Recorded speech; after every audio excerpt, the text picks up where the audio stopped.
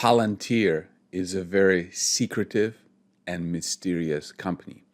I mean, even its name comes from the Lord of the Rings, where the magical Palantiri were seeing stones. But the mystique and the secrecy gives Palantir the X factor or the it factor.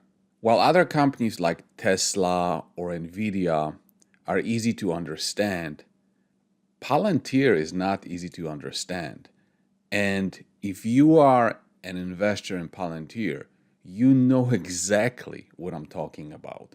It took you hours and hours of research just to kind of get a handle of what exactly Palantir does. And even then, I bet that most investors would not be able to explain to a complete beginner what Palantir does without either putting them to sleep or completely confusing them. In this video, I want to give it an attempt to try to explain what Palantir does as a business, but also I want to talk about its moat or competitive advantage. When I study businesses, I want to know what the problem is and I want to know what the solution is. Because you see, when you look at the income statement, you see revenues, you see profits, you see revenue growth, you see margins, but what you don't see is the why. Why are the revenues there? Why are the revenues growing? Why are the margins what they are? You see, revenues are not just numbers. Revenues are a proof that somebody has done something valuable to somebody else. They are a proof that somebody has solved somebody else's problem. So we have to understand the problem that the client is facing, and we have to understand the solution that a particular company is providing to a client. Palantir's clients have all sorts of data in different places and in different formats. The data could be a Word document, Excel document, data in content management software, hard drive, or data warehouse. The data could be a video, a photo, Excel entry, or whatever you can think of. And the problem is that the clients have all this data, but they need a way to make this data useful and actionable in order to generate return on investment. They need this data to help them make decisions. Data on its own is not useful, only in a form that helps them make better decisions. What potential clients should I focus on? Which clients should I contact to generate sales? What manufacturing processes should I adjust in order to improve margins? And that's what Palantir does. Palantir takes all this data in different formats from different places, and it serves it to the customers. And then the customers can take this data and analyze it and make better decisions based on what they see. Palantir's main two products are Gotham and Foundry. Gotham was originally developed for governmental clients, and Foundry was developed for the commercial clients, regular businesses. Palantir's products are so good that the CEO said that Palantir literally has no competition. And that's a bold statement. I don't believe we have competitors. So I don't believe in the U.S. commercial market we have competition. I don't believe in the U.S. government market we have competition. I believe we are the only company in America, the only really relevant market that will allow you to do useful things with large language models. You are so good that you don't even think anybody is a competitor or anybody is competitive with you. You don't find anyone as a threat, but everyone else should treat you as a threat. Palantir reported this week, And Alex Karp, who's the CEO, believes that Palantir will be the largest AI company in the world. And after looking at their results, listening to Alex and his team, I think that might be right.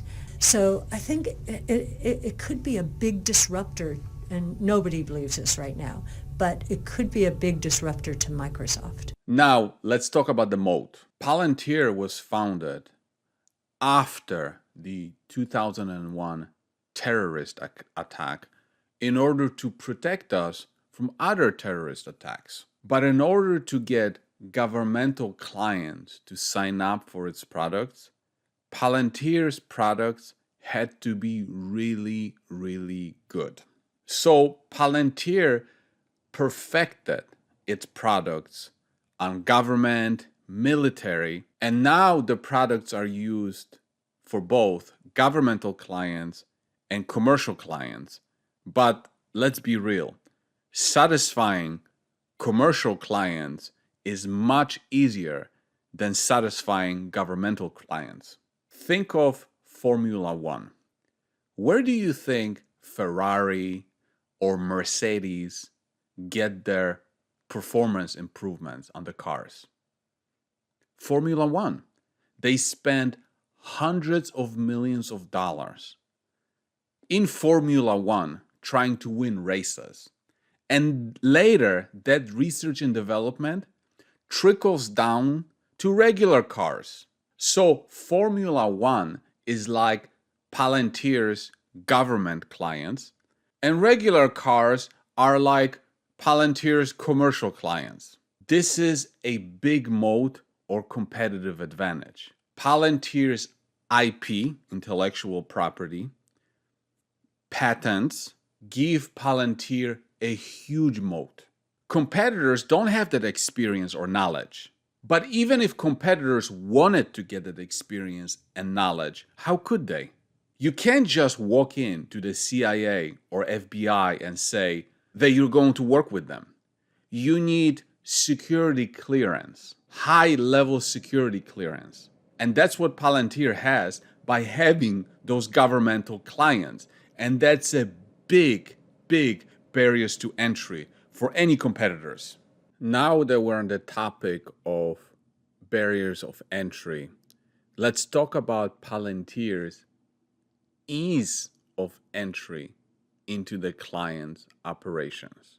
Considering that nobody is really solving the problem of making big data very useful and actionable, Palantir, because of its brand now, can get the client's attention. And then Palantir can insert itself into the client's business operations without too much of barriers of entry at this point. But after they're in, after they are deeply integrated into the client's operations, they become very sticky. The clients become very sticky. It becomes very expensive for clients to abandon them, especially when Palantir's products deliver high returns on investment.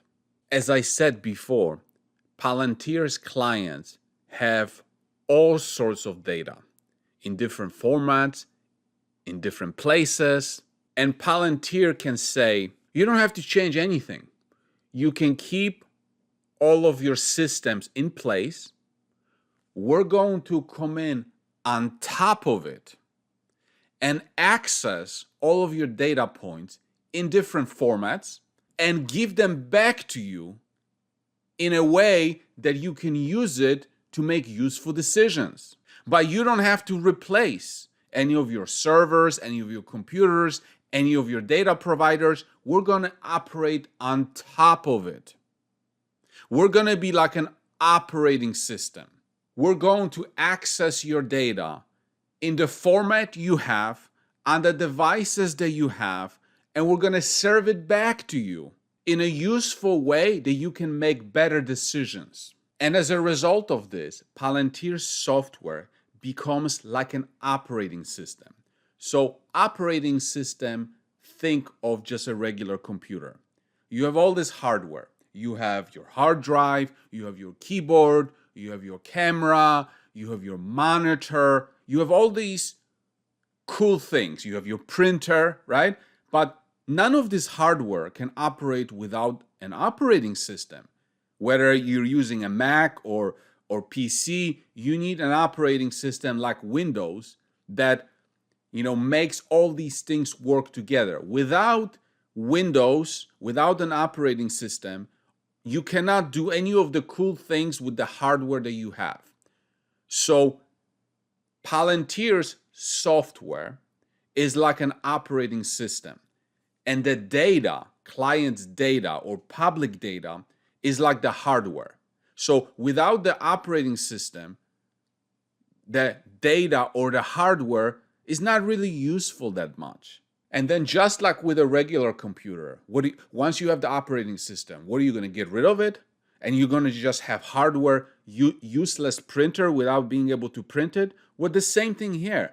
Once you have Palantir operating as an operating system and making your data more useful and actionable for you, are you going to abandon it? Are you going to get rid of it? Are you going to switch to somebody else that's not as good? No. So the clients are sticky. Revenues are sticky.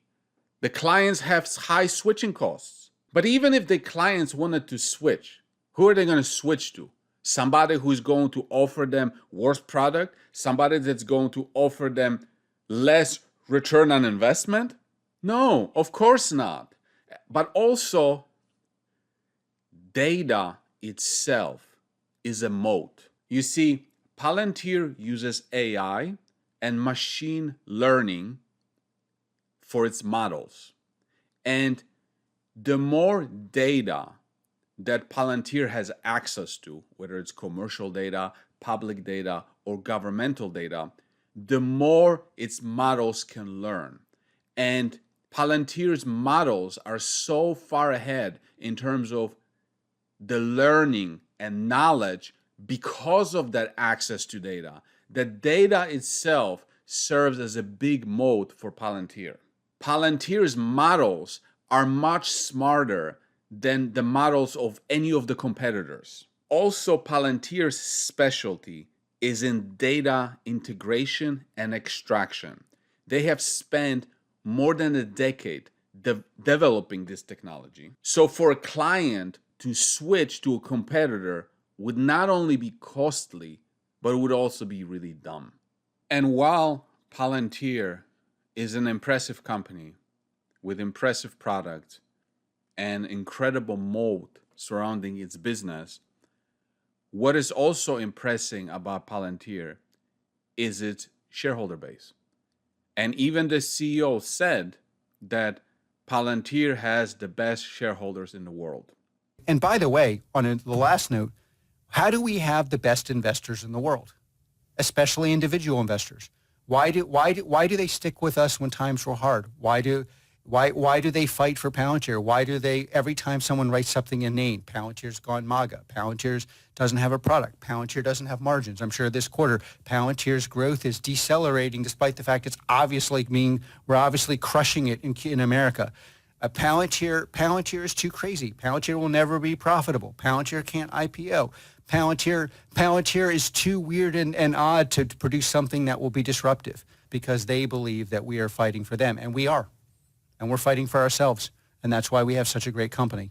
I agree. Palantir has one of the best shareholders in the world because these shareholders took the time, spent the hours of research to understand all of what I just said or some of what I just said. And this created a conviction about the company. When the company went public, the stock did really well into the 2021. But then the company's stock declined 80%, but the shareholders stuck with the company. And then since the bottom, the stock is up like 10x. They were able to hold on because they educated themselves, okay? They knew based on their education the Palantir was special, okay? And that's why when I make videos about Palantir, sometimes I mention Aduro Clean Technologies, which I believe is also special. And I think that Palantir shareholders have the mentality, the discipline, and the ability to research, to understand a company like Aduro Clean Technologies. And that's why I constantly urge you guys to look at Aduro, because Aduro is also very special. But unlike Palantir, people have already made a lot of money on Palantir. And I will talk about that there's more to be made. But when you have a company like Palantir or Aduro that addresses or solves a big problem in the world, and you own part of the company, especially when you acquire it at a cheap price, because others don't understand the value of it, tremendous money can be made. And you see, Aduro addresses a problem which is huge, which is plastic recycling. Just like Palantir, there is nobody in the whole world that can recycle plastic profitably and the types of plastic that they can recycle. Aduro can solve a $1 trillion problem. That's how big the plastic problem is. It's in front of our eyes. But when you take the time and study Aduro like you studied Palantir, you will realize, because the market cap of Aduro is only 150 million, not in the billions, when others figure out what you already know, you can make 10, 100 times your money. It's crazy. So that's why I keep telling you about it. And I suggest you look at my Aduro video and do the same type of work you've done on Palantir to get ahead of everybody else. Next, I'm going back to Palantir. I want to talk about, what's ahead for Palantir.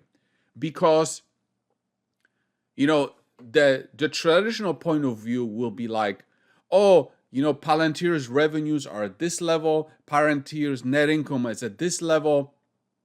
Therefore, there's not much upside left. And that's a very 3 inches in front of your face type of thinking. And that type of thinking could have been applied to Palantir's 1,000% ago.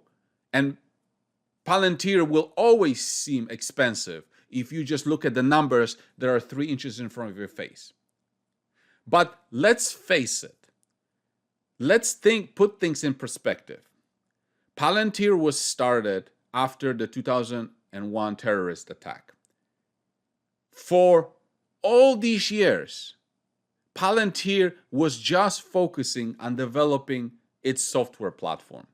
They were not profitable until very recently. And their foundry product for commercial clients, it wasn't really ready or mature until 2021. So as a company, they are just at the beginning. They are just scratching the surface. They only have about 1,000 clients.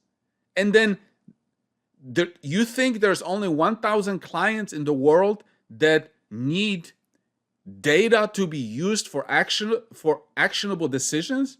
It's like their clients are such a tiny percentage of the business population or people population that can use this product. And the commercial product has just been around for about 3 years. So the total addressable market for Palantir is humongous. And as Kathy Wood was saying, after listening to Palantir's CEO talk, that they're going to be the most important AI company in the world. If that happens and more clients adopt this, their software technology to make decisions to get more return on investment, there is plenty of upside left.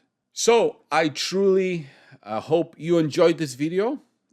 This was my attempt to make you understand Palantir as a business and kind of describes to you why Palantir is special, what kind of moats it has around its business, I'm very impressed with the investment community, the retail community, how much time they took to understand Palantir.